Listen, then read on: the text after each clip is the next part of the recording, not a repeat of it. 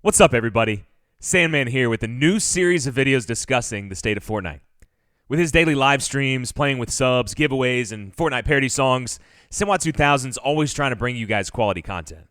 We talk about Fortnite daily, so Senwat asked me to help him with this new series where I'll discuss our thoughts on the best video game in the world. We'll be bringing you regular videos talking about current metas, updates, and changes we'd like to see in the constantly evolving game. We hope you enjoy this new content, and if you want to support Senwat 2000, please be sure to like, subscribe, you know the rest. But did you know you can use creator code Senwat 2000 in any game made by Epic Games, not just Fortnite, any game. It really helps my boy out, so please support the stream. All right, on to the video. So Season 9's been out for a couple weeks, and overall we feel like the changes have been great. We got Neo Tilted, Mega Mall, Pressure Plant, that keeps it fresh. And even though we were kind of hoping to get a couple of more points of interest, because Tilted and Mega Mall Old Retail are so big, it's still fresh enough, and it's been really fun to explore those places because they're brand new.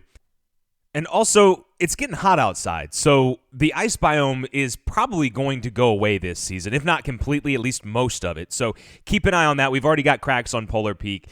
That should be a pretty major map change at some point during this season, we think. At the end of Season 8, there were too many weapons and items that weren't really being used enough, and we saw a lot of that get vaulted, like the thermal, the scoped revolver, balloons, treasure maps. We also brought the drum gun back. Most of you can probably remember a few seasons back when there was the spray meta, and then Fortnite went the other direction, probably too far. It's a building game, but it went build heavy, and there were almost no spray weapons. So the community wanted to get the drum gun back. We got it back, and we're excited about that.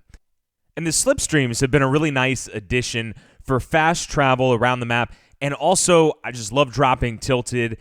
It's so intense. You hear all the enemies zooming around you. Those have been a really nice addition. And the main change that everyone was worried about is that, yes, the pump got vaulted. Maybe you loved it. Maybe you hated it. Let us know in the comments down below. What was your favorite change, or what do you want them to unvault? But they introduced the combat shotgun. Now the tac shotgun is viable, not just as something that you happen to land on in early gun. You can use it throughout the game. So personally, we like those changes with both of those shotguns. And then we got our first patch 9.01. It was needed. It's one of the best patches that I can remember in Fortnite. They nerfed the drum gun. We wanted it back, but it was too strong. It was OP. Brought in the tactical AR, which is a nice in-between gun between the SMG and the AR. Really enjoying using that.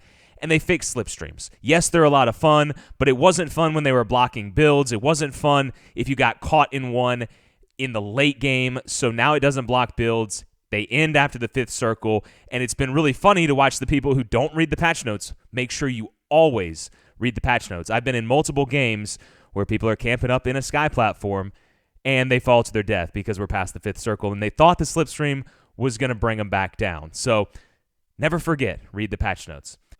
Season 9 has also brought us the John Wick Bounty LTM, which was a lot of fun. And they just announced a new Michael Jordan game mode, so an NBA-type LTM. We saw the Avengers partnership, and we're starting to see more of those partnerships. Every time they've done it, the community generally likes it. So I think we'll see more of it, and that's a good thing.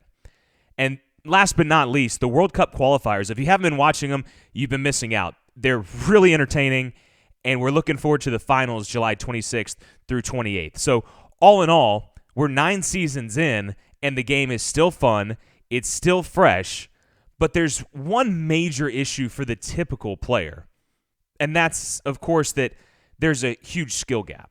And look, hear me out. Having a big skill gap is actually good for the game.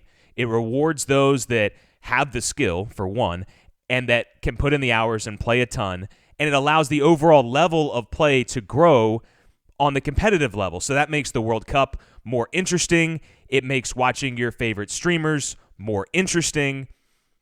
The issue, though, is for casual players, this can be really frustrating, and you need those casual players if the game is going to continue to grow. When Fortnite came out with Playground and then Creative Mode, those were awesome changes. You could practice, you can improve. It's been awesome to see all the creativity within the community where you have death runs or maybe an editing course, and it just expanded the possibilities of entertainment in the game. So Playground and Creative should never go away. They're awesome. But an unintended consequence of bringing you those modes that people were asking for a long time is that now you have to practice every day just to be able to keep up with the typical player. The average player now is so much better than the average player before Creative and Playground modes were available. And this is, by the way, not to hate on the quote-unquote sweats.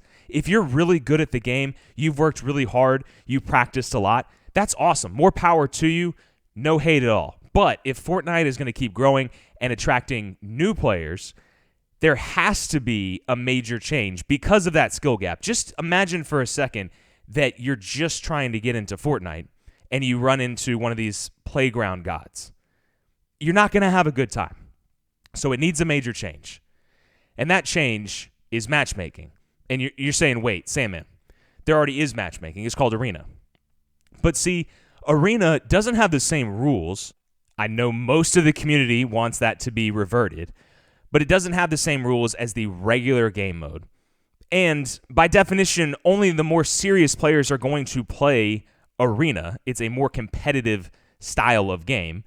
And also, just because you're in Arena, you can actually move up a few divisions just by playing a lot and getting a kill here or there. You don't have to be an elite player to move up if you're dedicated to playing Arena. So while it is some level of matchmaking, it's not really what we're looking for to be able to provide the typical Fortnite player with a optimal gaming experience.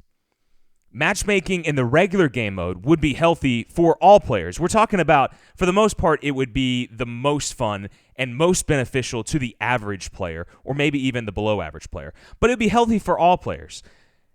New players, the bots, as you call them, they would be fine. They'd be back in the game with mostly new players, and it would give them a chance to maybe get a win every now and then. Average players, sure, even above average players, even the top 5% of players would have more fun and improve. I'm certainly not a top 5% player, but when I go up against players that are definitely not as good as I am, it's really not that fun to rack up kills against bots. So overall, we know that we have to head to matchmaking.